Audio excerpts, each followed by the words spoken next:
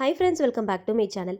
சாதம் சப்பாத்தின்னு எல்லாத்துக்குமே வச்சு சர்வ் பண்ணுற மாதிரி சூப்பரான ஒரு டேஸ்ட்டில் ஒரு சைட் டிஷ் ரெசிபி எப்படி செய்கிறதுன்னு பார்க்கலாம். இதுக்கு தேவையான பொருட்கள் ஃபஸ்ட்டு நம்ம ரெடி பண்ணி வச்சுக்கலாம். ஒரு மீடியம் சைஸில் பெரிய வெங்காயம், பெரிய தக்காளி, இது எல்லாமே கட் பண்ணி வச்சுக்கோங்க. கொஞ்சமாக பச்சை மிளகாய், கருவேப்பிலை, குடமிளகாய் கட் பண்ணி எடுத்துக்கோங்க. பாவுபஜி மசாலா, மஞ்சள் தூள், கசூரி மேத்தி, கலருக்காக காஷ்மீரி சில்லி, அதுக்கப்புறம் நார்மல் சில்லி பவுடர், கூடவே கொஞ்சமாக இஞ்சி பூண்டு பேஸ்ட், நறுக்கின கொத்தமல்லி தலைகள், கொஞ்சமாக பட்டர். இது செய்கிறதுக்கு நான் ரெண்டு முட்டை தான் எடுத்துருக்கிறேன். உங்களுக்கு எத்தனை தேவையோ அத்தனை எடுத்துக்கோங்க. அதுக்கு ஏற்றா போல் அளவுகளை கூட்டிக்கவோ குறைக்கவோ செய்யுங்க. இது எப்படி செய்கிறதான்னு பார்க்கலாமா? ஃபஸ்ட்டு ஒரு மிக்சிங் பவுலில் 2 முட்டையை உடச்சி எடுத்துக்கலாம்.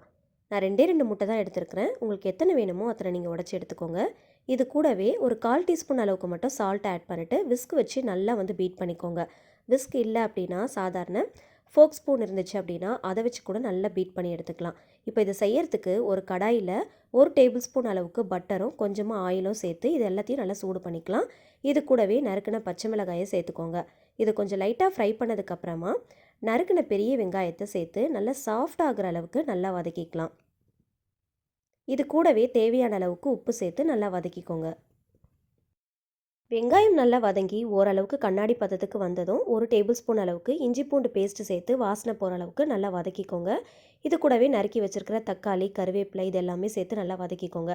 கூடவே கொஞ்சமாக குடமிளகாவும் கட் பண்ணி வச்சுருக்கேன், அதையும் சேர்த்து வதக்கிக்கோங்க. இதுக்கு பதிலாக காய்கறிகள் கூட நீங்கள் சேர்த்துக்கலாம்.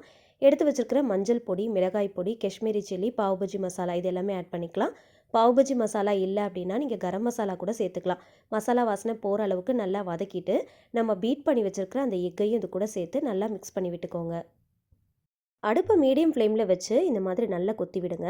நம்ம சேர்த்துருக்கிற அந்த எக்கோட அந்த மசாலா எல்லாமே நல்லா ஒன்றோடு சேர்ந்து கலந்து வரணும். அந்தளவுக்கு நல்லா மிக்ஸ் பண்ணிவிட்டு நல்லா கொத்தி விடுங்க.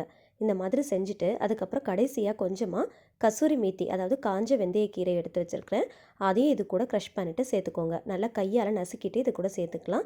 இது வாசனைக்காக தான் சேர்க்குறோம், இது இல்லைனாலும் பரவாயில்ல. இதை சேர்த்துட்டு நல்லா ஒரு தடவை கலந்து விட்டுக்கோங்க.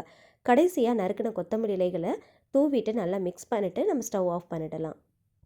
2 முட்டை இருந்தால் போதும். 4-5 பேர் சாப்பிட்ற மாதிரி அருமையான ஒரு சைட் டிஷ் ரெசிபி நம்ம ரெடி பண்ணிட்டோம். இதை சாதம் சப்பாத்தின்னு எல்லாத்துக்கூடையும் வச்சு சர்வ் பண்ணிக்கலாம். ரொம்ப டேஸ்ட்டாக இருக்கும். கண்டிப்பாக நீங்களும் செஞ்சு பார்த்துட்டு கமெண்ட்டில் சொல்லுங்கள். வீடியோ பிடிச்சா லைக் பண்ணி தெரிஞ்ச எல்லாருக்கூடையுமே ஷேர் பண்ணிக்கோங்க. இந்த மாதிரி வித்தியாசமான ரெசிபி தெரிஞ்சுக்க என்னோடய சேனலை மறக்காமல் சப்ஸ்கிரைப் பண்ணிட்டு தொடர்ந்து சப்போர்ட் பண்ணுங்கள்.